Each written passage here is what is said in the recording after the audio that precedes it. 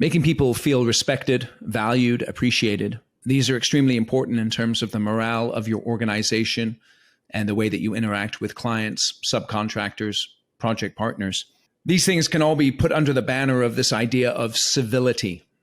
And that's what we are going to discuss today with my guest, Christine Porath. She is a tenured professor at Georgetown University's McDonough School of Business, and she is the author of Mastering Civility. She's worked with folks like Google, Marriott, Cleveland Clinic, and Microsoft, and she is an expert in interpersonal relationships and how that affects the workplace. We're going to talk about what civility is, why it's important, how you can get civility into an organization, the link between civility and the people that you recruit, and how can you be civil in high pressure situations that many of us find ourselves in when we are working on construction projects. This is a very straightforward, practical interview with insights that you'll be able to use right away. Feel free to check out Christine's work. We have links in the show notes to her books and her website, and I know you'll enjoy our conversation. This is Eric Anderton, and you're listening to Construction Genius, a leadership masterclass. Thomas Edison said that genius is 1% inspiration and 99% perspiration. If you're a construction leader, you know all about the perspiration, and this show is all about the 1% inspiration that you can add to your hard work to help you to improve your leadership.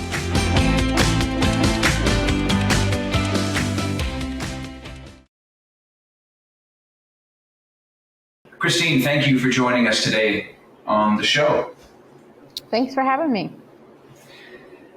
It's my pleasure. I wanted to get you on the show because of your focus on civility in the workplace. Civility is an interesting word, and I'd like to just kick it right off by asking you, what do you mean by civility? Yeah, I think the best synonym is respect. So making people feel valued, appreciated, and heard, so that they feel like they're part of the team. They feel included or a sense of belonging. I think all of those things really exemplify what it means to feel respected, that you matter in some small way.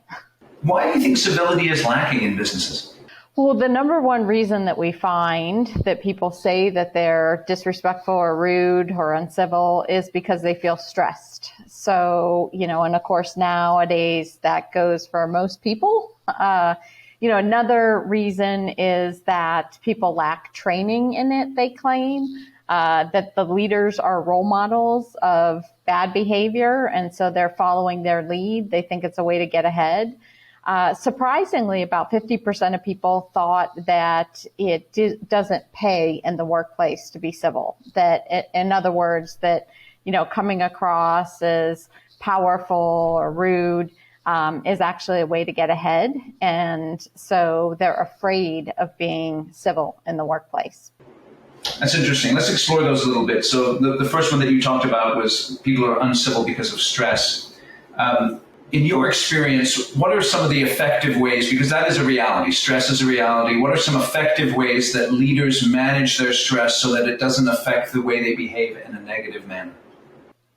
Yeah, well, I think, one kind of just coping mechanism is whatever you do, whether that's exercise, whether it's yoga, meditation, mindfulness, like whatever you typically do that allows you to release that stress or feel better and take care of yourself. So I think a lot of it boils down to just really caring for yourself in ways that make you feel more balanced, calmer in your everyday, feeling better about yourself in small ways. So, one thing that contributes to this is not only like the burnout that we're seeing, in life and in the workplace, but another thing is a lack of sleep. So it's really hard to connect with people, to be patient, to be kind, when you're sleep deprived.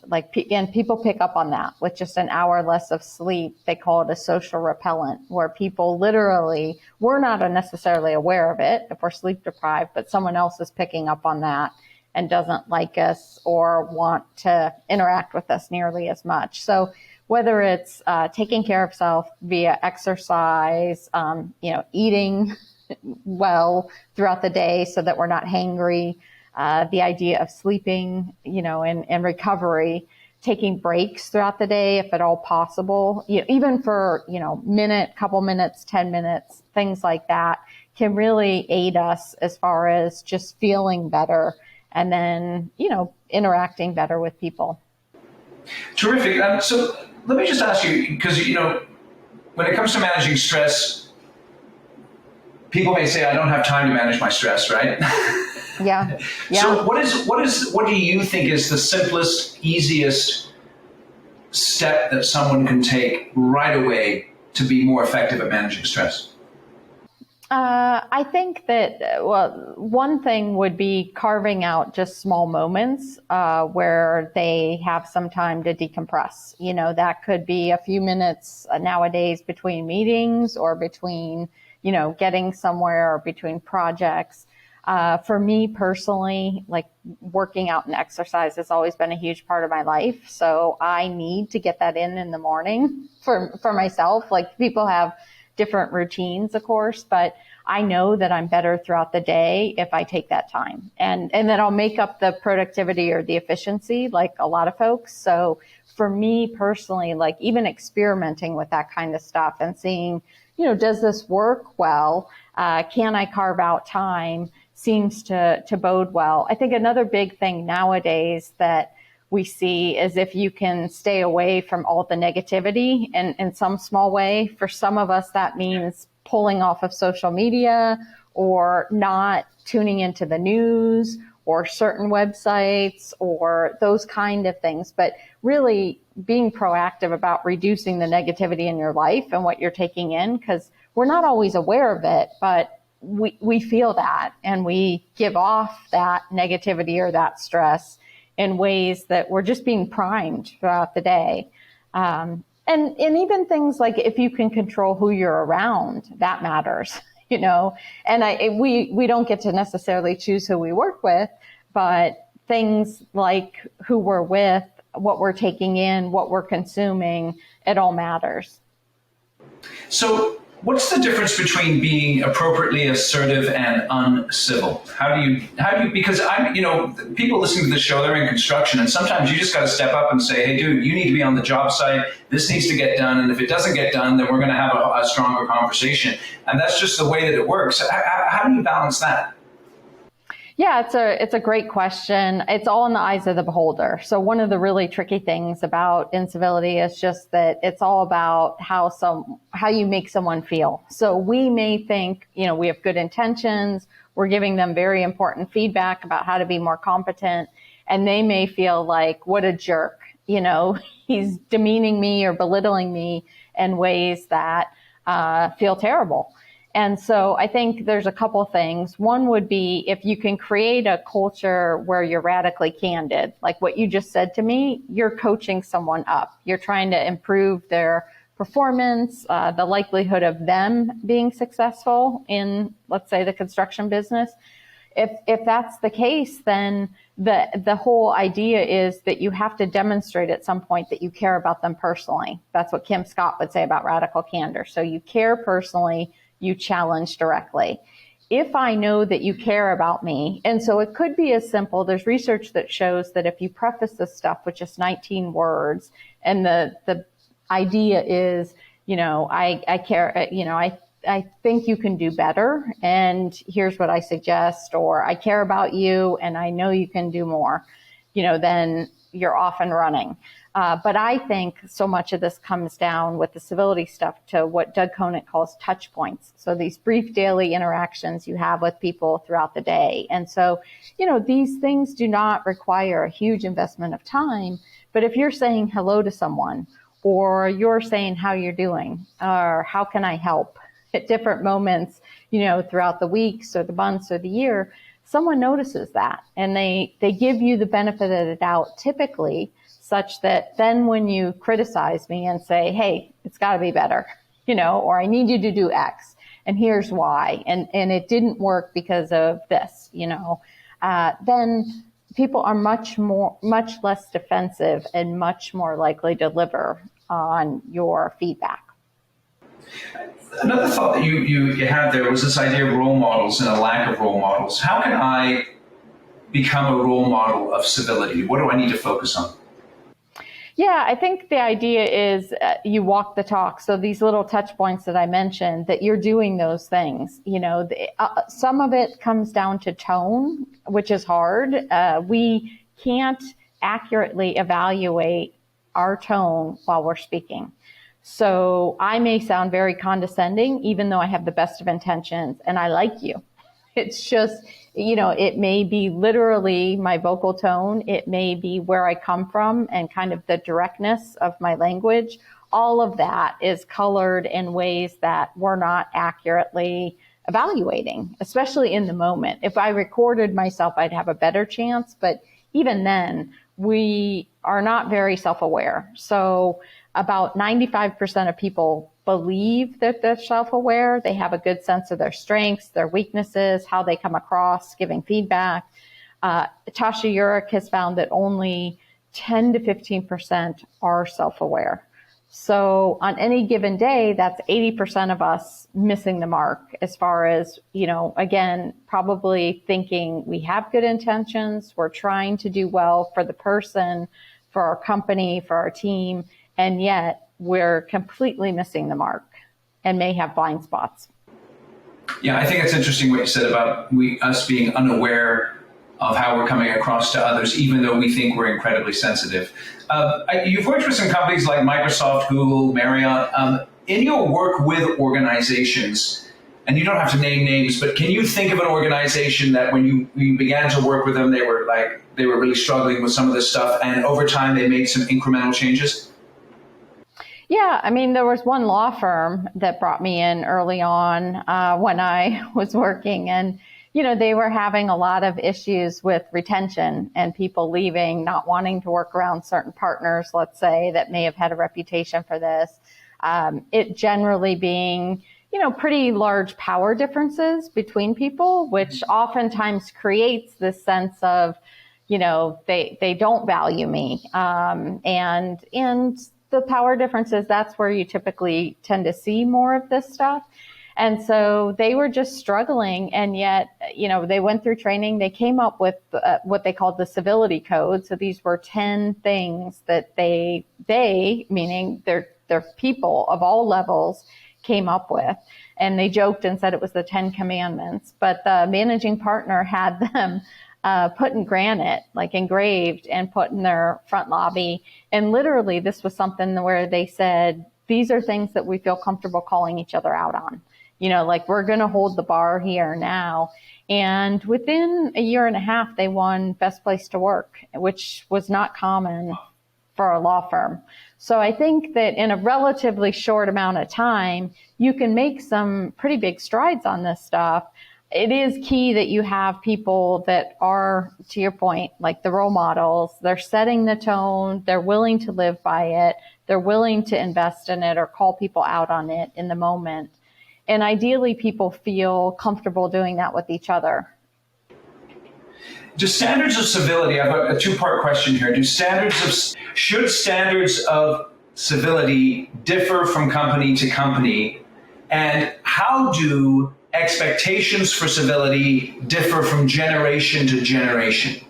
Yeah, I think it's completely normal and appropriate for things to vary from company to company. I think ideally that employees or leaders would be coming up with their own that are appropriate. Like, for example, in some cases when I give talks or trainings, we'll cover how to be civil on email, or just some basic things.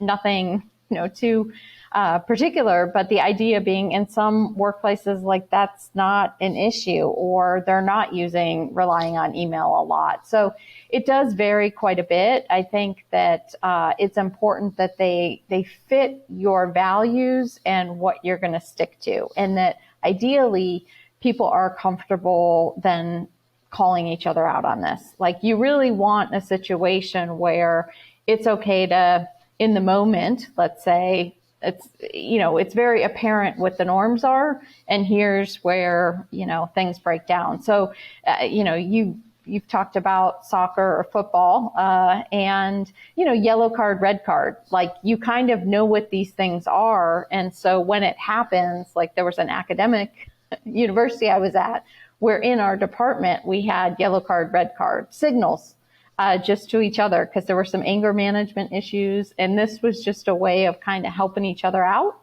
But I've seen it done really well. There was a government agency that I worked with that had 10 principles of civility, and they were so well known, meaning it was on the back of their name badges. They reinforced this in different ways and it was a real mix of different types of employees, janitors, cleaners, gardeners, people running power plants, people in I would say professional leadership type positions. So it ran the gamut, and yet they were very comfortable calling each other out when it happened. So I was there for my last training session, and this one gentleman just said, "Oh yeah, we just call each other out. We just say 7, dude, 7, or 5, man, 5." So like literally they knew the 10 and it was easy. And I think it's better that way, where it's almost informal, and it's this idea of, I use the word coach because I love sports.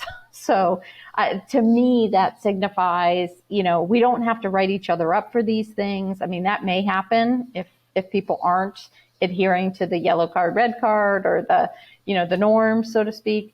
But in general, I think these things can be done where we see ourselves raising our level and helping improve each other's game, so to speak. It's interesting because as you're saying that, I'm thinking about, you institute, let's say you have these 10 commandments or 10 directives or something. Some people in the company can be way too zealous with those things and use them as leverage in a power dynamic that becomes unhealthy, where sort of the weak bully the strong, so to speak. So how does a company avoid that situation? Yeah, I think that's probably up to the strong to manage, the powerful, so that they're having the conversation.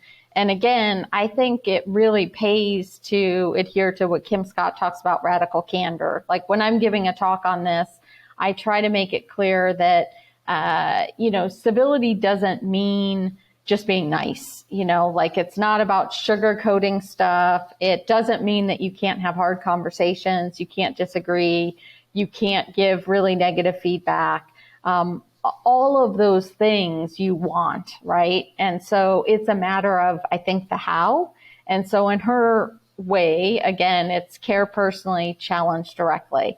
And so I think it's up to a leader or those that have more power, more status, are kind of leading the pack to recalibrate if needed, or to kind of point out that these aren't meant to be used in a passive aggressive way, kind of thing. So I think you may have to have hard conversations along the way. Civility isn't avoiding those things. It's tackling them, but it's all about the style and the how of it. I'm not screaming at you about it. I'm going to talk to you about it. Let me ask you, the other aspect of that two-parter was the generational differences in terms of civility. What have you noticed in the workplace, like between, I'm a Gen Xer, I'm a Gen Xer, and then you got your millennials, you got your Gen Zers, you got a few remaining boomers. How does it differ from generation to generation? Yeah, I think in general, we do see differences for sure. I think, one thing is that you see younger generations, they're much more comfortable multitasking. And so in some ways, for example, that may come across as not paying attention to people, let's say in a meeting or, in the moment. You'll see younger people often be on their phones and or texting as you're talking, as you're whatever. In some cases, maybe we give them the benefit of the doubt and they're taking notes, but regardless, they are always on and they're used to getting pinged and pinging people constantly. And so, I think years ago, even that was somewhat disturbing to other people, where it was you're giving me your full attention. And so I think that there can be differences around that. I think that in general, I've heard feedback, if you will, from older employees saying, like, why is it that we get younger employees that have such a lack of respect? Like, and I think the idea is that younger folks are coming into workplaces seeing less of a power and status difference and maybe being more comfortable just interacting and, open door kind of thing, candid feedback, that kind of thing. I remember there was a law firm partner that said that he had what we would call an intern. So these were summer associates. He had a summer associate come in, and he gave him, a kind of a project to work on, and gave him the directions. And the guy looked at him and said, "Okay, memo it up for me and get it back to me." And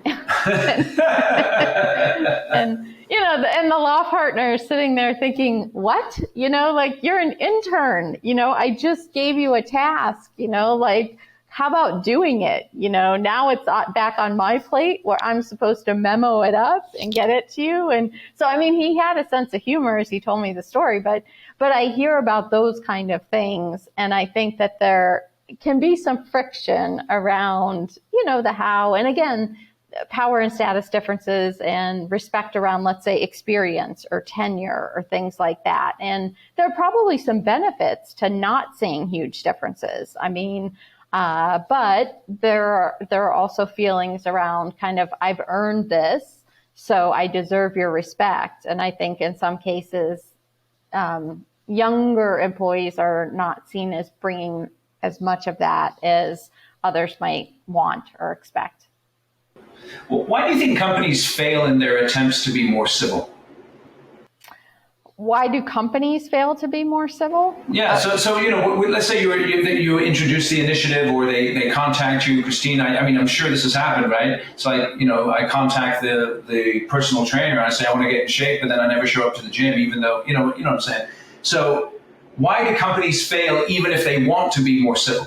Yeah, I think it's what you mentioned, which Marshall Goldsmith talks about. Like, we may have good intentions, but if we're not putting it into play, like if we're not disciplined to actually do the work, to go to the gym, to punch in and, run on the treadmill or, do whatever we're going to do. But also, I think in this case, what Marshall Goldsmith would point to is we're not closing the feedback loop. In other words, we're not getting information on whether we're improving. So it's this idea of a lack of self-awareness around, are we improving? We assume, it's been on my mind, I'm trying, I care, I think I'm coming across as very respectful, whereas you really want that feedback to know, am I doing better?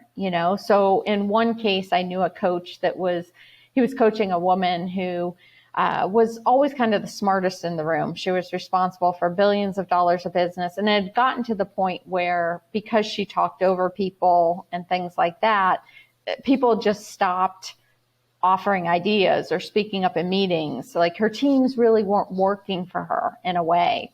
And so once she got this feedback from a coach, and she had a tendency to interrupt in meetings, and again, with good thoughts, good points, but it was not working for the people below her. And so she shared with her team that she recognized that this was an issue. She even shared that they were going to an offsite. So it's after several days, she was going to follow up with them to see kind of how things were working. And it helped because the coach actually gave her something to do, which was anytime she wanted to interrupt, he suggested she tap her foot. So it was like a physical thing where, you're moving forward, but it's like lunging. I'm not going to lunge verbally. And so she could share even just the idea that she shared with her team, like, listen, I recognize this is an issue. I'm working on it. I care about it enough to work with someone, pay someone. I'm disclosing it, which shows a lot of vulnerability. And I'm not proud of this, right? Because I know that you voiced that this is having a negative effect on you. Now I'm going to work on it, and I'm going to care enough to, again, be vulnerable and ask you for feedback about how am I doing? Do you notice a difference? But that last part in particular, that's, again, putting yourself out there, going to the trouble of gathering feedback, risking how it's going to feel, when you get like, well, you did all right, but you slipped up several times kind of thing. So I think that kind of method is one that we would want to suggest to others. So let me ask you, in your experience, what is the best way for someone to solicit that feedback? Because, there's tons of different 360 processes. You can go the dusty binder route. You can go the 3-question route. What do you think is the most effective way for an executive to get feedback from their people that's going to be genuine and helpful? Yeah, well, if you have the resources, Dan Harris with 10% Happier just did a great TED Talk on this method where several years ago he solicited feedback from others. Well, he actually had a firm that collected a lot of feedback, but he got an official 360 report and it was damning to say the least. And he was shocked, I think, to read just what people thought of him. It was very extensive, and so it was hard, right? And so he had to decide what was he going to do with that. Now, 360 feedback is really tough because for a number of reasons, but you have to have a culture where people feel safe speaking up, and oftentimes that requires a lot more work than you might think because you're often getting feedback from people that have less power and status than you. If they don't feel like it's anonymous, in other words, how many people are you collecting feedback from? They may not speak up. But certainly if there are any reservations about how the feedback's going to be used or the type of person that you are, if you're, they are scared of any kind of retaliation or revenge or blowback that might come, even if others hear about, some of the negativity and could pin it on them. So as much as I recommend 360 feedback, I think it's a lot more challenging in terms of you have to have the culture, you have to really put the work in to ensure that you're going to get useful feedback in return. But if you do that, it can be, again, as Dan Harris has talked about publicly, so helpful for people. Short of that, I do think collecting feedback from your peers, your subordinates, people even above you could be very helpful. Like I do that with teams, whether those are MBA teams or executive teams, even undergrad business school. Literally, if they're working in teams, they're giving each other very specific feedback. And I try to prime them and say, feedback is a gift and, it takes courage and, even coach them just a bit on receiving feedback, which I think is really something that unfortunately isn't talked about a lot. And there's a great book called Thanks for the Feedback. And I think it's something that, again, I didn't see out there very much because we talk a lot about giving feedback, but we don't talk a lot about something, just really basic things that could be helpful about receiving feedback as well. But the one-on-one stuff is super helpful. It's really interesting because you brought up something with the example of the executive that you shared about when she's about to interrupt, there's that physical cue. And I know I have a similar physical cue when I'm beginning to get distracted where I ball up the toes on my right foot and then I say to myself, ground yourself. Wow. Yeah, and that's something that I picked up from one of my mentors. And I think it's what's important with this feedback is it doesn't have to be super complex if you nail the right behaviors and practice those and put them into some habits. That can really help in terms of transforming the way that you're behaving. Definitely. Let me ask you this. Construction is inherently, like I said earlier, conflict-ridden and uncivil. How can a company begin to walk this path to civility? Well, I think, one thing that we suggest, so there's kind of 4 main steps that I recommend. One would be recruiting and selecting people that kind of fit your culture. So if you say, you have certain standards that you decided on, for example, that you said, does that vary for every industry, for every company? Yes, it does. Well, try to get people that are going to fit what you're looking for. And I think that if I had to pick one area to invest in, basically, it would be that. That's probably the biggest return on your investment just because turnover is so incredibly costly. And Incivility is like a virus and it spreads. So it's contagious. So, you can try to hide someone, and that is a strategy, and it works better than not. But it's hard because this stuff is going to spread quickly. And so there's like this multiplier effect going on. So I think, starting with who you select, doing your background checks, talking to people that worked with them. And ideally, one kind of simple thing, maybe it's not so simple, but in theory it is get feedback, not from just the people that are on the reference list. So the 3 people that they've kissed up to. It's people kiss up and kick down. So what you really want is peers, or better yet, people that worked for them, or like the parking lot attendant, the waiter or waitress, seeing people that have less power and status. How do they treat them? The person that scheduled the interview, all of those folks, that matters a lot. And then the idea of coaching, we talked about a little bit, but that really encompasses a lot of different things, like, for example, setting the expectations. So that could be some of the norms that we talked about, creating those. That could be training, which has been shown to be really effective. That could be, a little bit of the role modeling and walking the talk. I think, and so there's a lot of stuff in there, but I think that that's a really important aspect. Scoring it, what I call. And so that's, are you including it in their performance management review if they have one of those? And that's a very messy performance management reviews. So what about just informal things? Are you complimenting people that are respectful? Are you telling stories where you're talking about, a construction worker that served a client well, that with a really challenging, jerk of a person that they were having to deal with on a regular basis? Did they find a way to muster the restraint and kind of work through that and get the team through that? And using those stories, because those stories are fantastic. They stick, they get passed on. They're a great way to move the culture. And then the last aspect, I would say, is what I call practice. And that's the piece that I think is, again, very hard, which is holding people accountable. So once you get the feedback, what are you going to do with it? And there's an example that I often use with this, which comes from Danny Meyer, who owns and founded Shake Shack, but also owns a lot of Manhattan restaurants. And he talks about how if he has a chef that's rude, he'll, let him know it and kind of draw the line once. And then if it happens again, he'll fire the person. And people say, how can you do that? Like, that is your talent. And he says, because customers can taste it. And we see that in the research too. Like, it may happen in the back room, but ultimately it gets passed on in ways that then people feel that customers, clients, suppliers, folks like that will feel the effects of that. So that's an easy one for me to talk about, the accountability piece or practicing piece. Yeah. And I think if you have to carry that out, that can be really challenging, including letting someone go if they don't follow.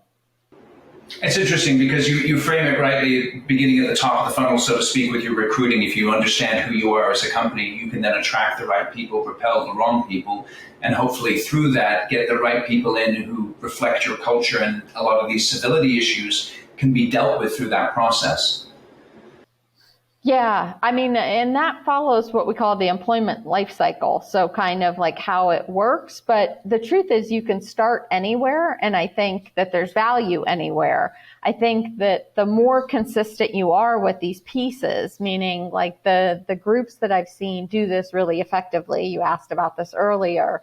It's the idea of like, yes, okay, let's pay attention to who we're bringing in. Okay, let's have some norms of respect. If we have the means, let's find some training or send some, TED Talk links around that get at how to listen, how to do some of these simple things that might be on our norm list better, that are, really digestible. We can read it, we can listen to it. They're basic things that we can take with us that we can start doing, tomorrow, that really get us there. But the more consistent you are, The quicker you get there, the more likely it is to stick. But the truth is you can start anywhere. So, and you don't have to be at the top of the leadership level to kind of start doing these things. To your point, if someone's leading a team or leading a crew, if they start walking the talk, chances are it's going to feel better and people are going to start, mimicking that behavior, copying that behavior, living that way. I mean, that's the hope at least. And so these things, they get kind of reinforced naturally. It's kind of that idea, again, going back to the sports example, but if we're having fun, we're high-fiving each other, etc., it's like that energy builds and then we start giving that off to others in ways that, and they show this actually with NBA teams and others that touch actually propels us forward. So when we're doing that, when we're supporting each other in those ways, that actually pays in some pretty neat ways. So we're looking at the high five as opposed to the right cross, Right. The one that Draymond did to Jordan Poole, huh? Yes, that would be fantastic. Yeah. I hadn't thought of that. I hadn't put that together. But yes, I love that example. And now, because of COVID and everything, some of these examples are not what they were, but hopefully we'll get back to that, the fist bump or the emojis on this stuff. It all works, I think. Yeah, definitely. Christine, you've been very generous with your time. Tell us a little bit more about the work that you do and how people can get in touch with you, take advantage of some of the stuff that you produce. I have a new book out, Mastering Community, which has a lot of these stories, sports and otherwise. It has a chapter on respect that builds on some of this stuff and what groups are doing. The book prior to that was Mastering Civility. I have a website, ChristinePorath.com, and it's meant to have some resources that are helpful to people. And there's a TED Talk out there for those that like that kind of thing, or TED podcast, and things like that as well. So hopefully that's helpful. Yeah, you got that TED Talk with over 3 million views. Yeah. Dude, it's nice a popular job. topic. Thank you. Yeah, it is. That's awesome. So we're going to link to the show notes to the books and to the website. And Christine, I appreciate you joining me. I know that you have a lot of experience. So if you had to pick between basketball and soccer, which one would you pick? Basketball came more intuitively, although now I'm working with the UNC women's soccer team. So I've just had the best time with them, and talk about a culture that has great values, and players actually rate each other on these core values. So I've learned a lot from this culture and how they balance competition and a sense of community or connection in ways that I think is really challenging in the business world. But I'm really just having the time of my life close to sports again, which is fantastic. What have you learned from them in terms of that balancing community and competition? Because that's, in construction, that's a huge thing. Yeah, well, they measure everything in ways that I would have never guessed. So Anson Dorrance, he's the coach. He has 22 national championships. He coached the women's national team with Mia Hamm and others and won a World Cup. But he has what's called the competitive cauldron, which is, if you could think about measuring everything, like, every step that they take, every header that they do at practice, every corner kick that they take, like literally there's a crew of statisticians measuring everything every day in practice. It all gets tabulated. So it's like a little Excel sheet with, where you got drafted by your peers, just like a fantasy draft, and then how you performed, what the gap is on that. So it's all getting factored in. Every game, there's objective ratings by someone that, kind of scores players in the way that they take analytics into account. So all of that gets tabulated, and ultimately, they get ranked as far as the top player down to the 37th player. And they can see during their player development meetings where they're falling short, because there's a page with each one of these things. So they can see that, while they may be great at, one-on-ones at practice, they may be terrible at heading, and that's hurting them. Or they may be, doing really well in games, but they came in and they weren't fit. So their athletic testing at the beginning is poor. And there are some things, of course, that they have more or less ability to improve. Like some of them, vertical jump, we may not all have that. So there are some things where, they'll focus on what they can improve. But the idea is that they climb the ladder, so to speak. So they may come in and they may be on the national team, but it's the U19 national team or it's from another country. And they're thrown into this cauldron. And instead of being the top player, like many of them were, they're now 30th. And that's hard. And so then, and they're getting this constant the feedback is just coming at them. It's posted, at practice.